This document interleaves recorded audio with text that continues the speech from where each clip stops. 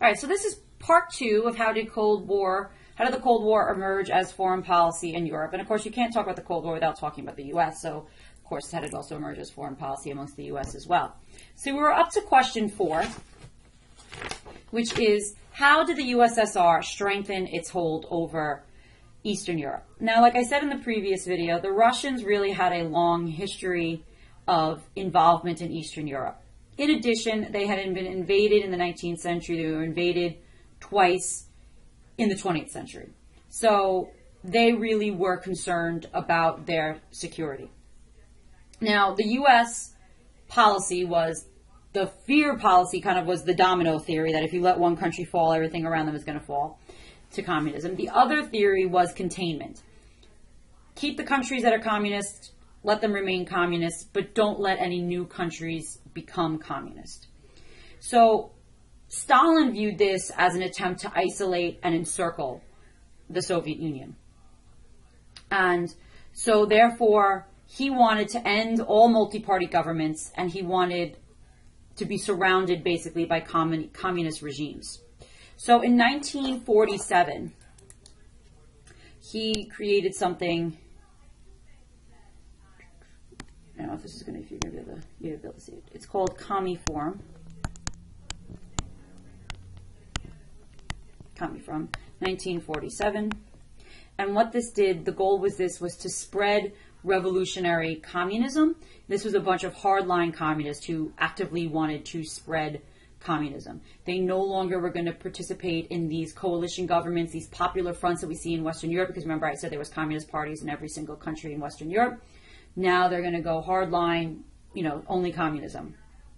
So in February of 1948, the communists expelled all the democratic members of the coalition government in Prague. Let me just, before I keep going. Sorry. So they kicked out all the democratic members of a coalition government in Prague, in the Czech Republic. What they also did is this man, sorry, I thought I had the pens going. This man, Jan,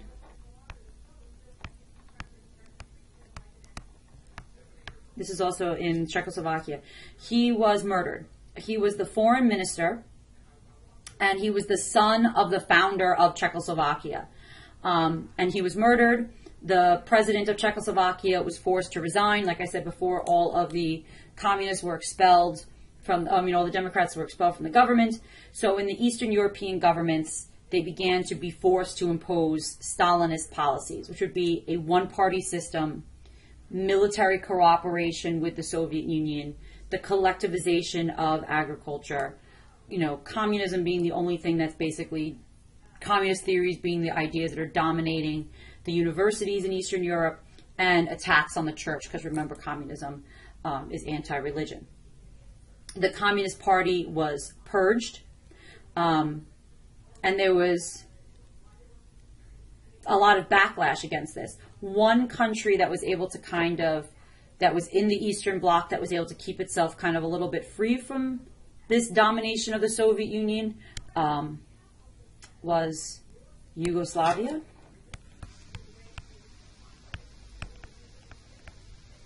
So now Yugoslavia was led by a man named Josip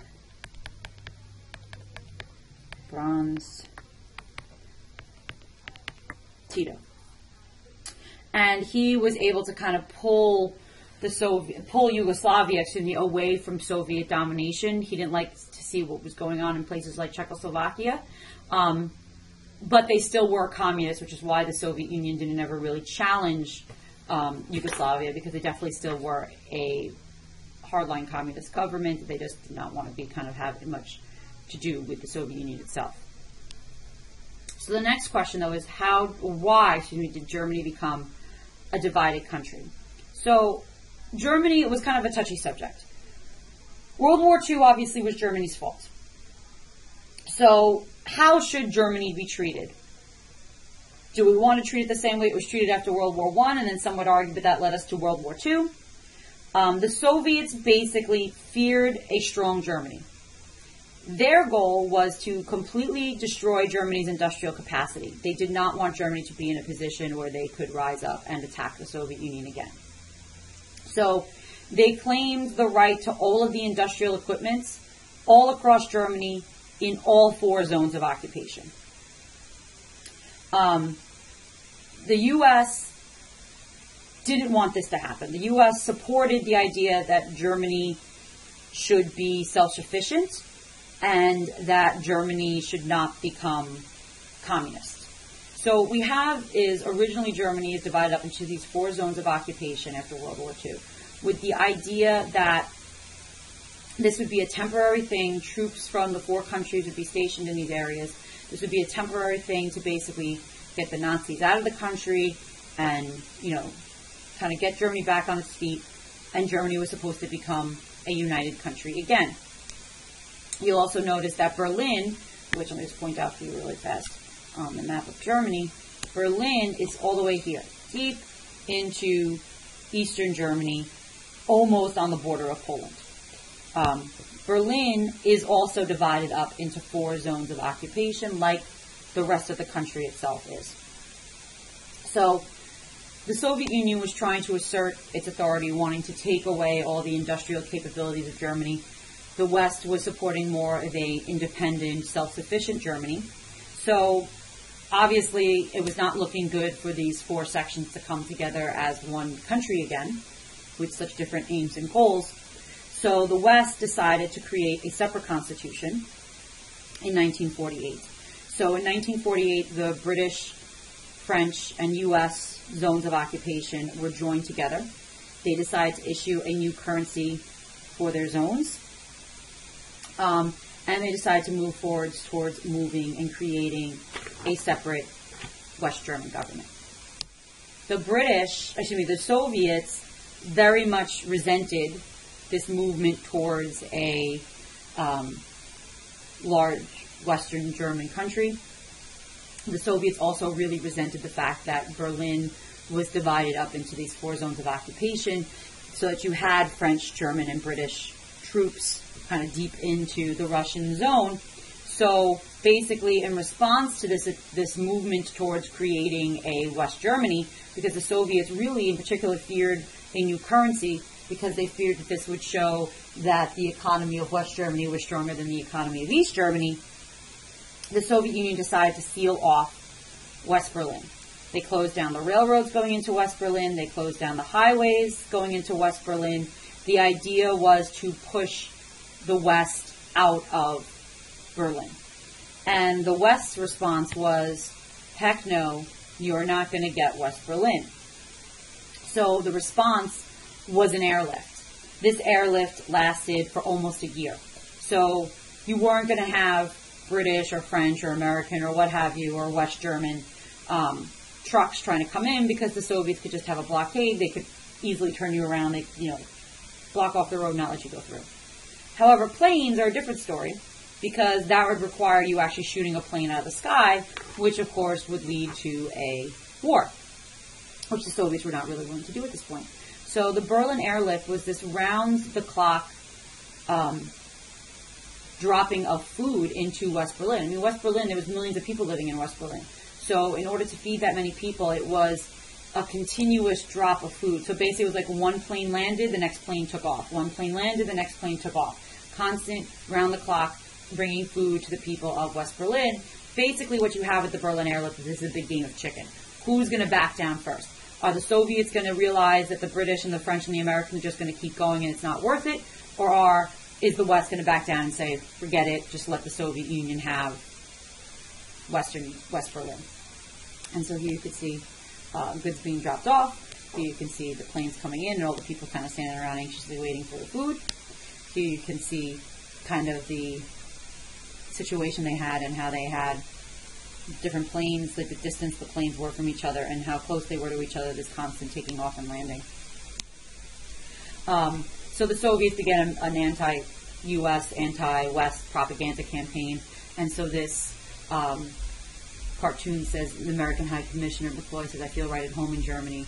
And the East answers, I'm your American, go home. Kind of the idea that the U.S. was going to be in West Germany and West Berlin to just exploit the heck out of it. This was the image that Eastern Germany wanted to portray themselves, with people happy and, bountiful.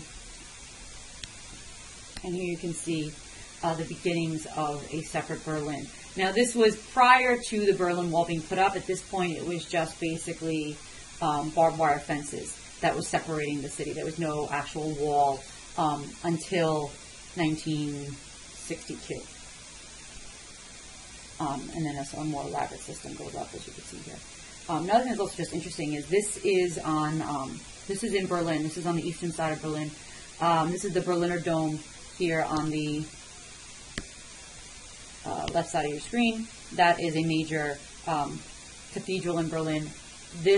At one point, this building had been a Prussian palace. The Hohenzollern was the ruling family of Prussia. It was a Prussian palace. It was supposed to be one of the most beautiful examples of German Baroque architecture. The Soviets dynamited this palace, and in its stead was going to build this huge, massive complex to, communism in Eastern Germany. It never actually winds up being built, and there's plans in place to kind of rebuild this Hohenzollern palace that was destroyed by the communists. So, basically, the Russians backed down first in the blockade, but what it did do, so in May of 1949, the Soviets backed down and they allowed, cars and railroads back, trains back into West Berlin. What this did do, though, was completely increase the tensions, hasten the separation between East and West, because in September of 1949, West Germany becomes officially the German Federal Republic. And the Soviets respond in October of 1949. East Germany becomes known as the German Democratic German Democratic Republic. So East Germany is known as the GDR, the German Democratic Republic, and West Germany is known as the German Federal Republic. So that takes us to this question, which we're going to go through very quickly. How did the Cold War move beyond Europe? So in April of 1949, NATO was formed, which is the North Atlantic Treaty Organization, which is a mutual assistance treaty. So in case any country was attacked, by anticipating it being the Soviets, that they would form a bloc to protect themselves. So basically, Germany becomes the front line of the Cold War. It's where communism meets capitalism. It's where East meets West. And so that's one of the reasons why Germany isn't so brutally punished after World War II.